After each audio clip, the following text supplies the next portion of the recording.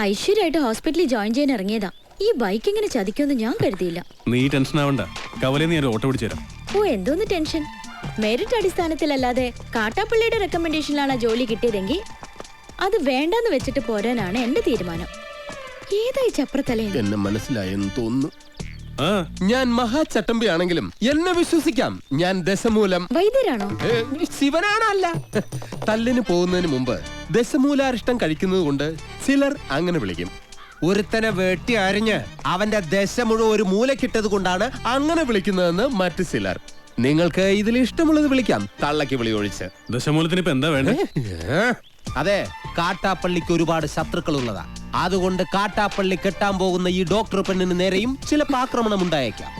അതിനൊരു പ്രൊട്ടക്ഷൻ എന്ന നിലയിൽ ഒരു കാവൽ പട്ടിയെ പോലെ എന്ന് ഞാൻ ഉണ്ടാവും. എനിക്ക് ആരുടെയും പ്രൊട്ടക്ഷൻ ആവശ്യമില്ല. ദശമൂലം പോണം. അയ്യോ, അങ്ങനെ പറഞ്ഞൂടാ. പിന്നെ ഞാൻ എന്തിനു വന്ന?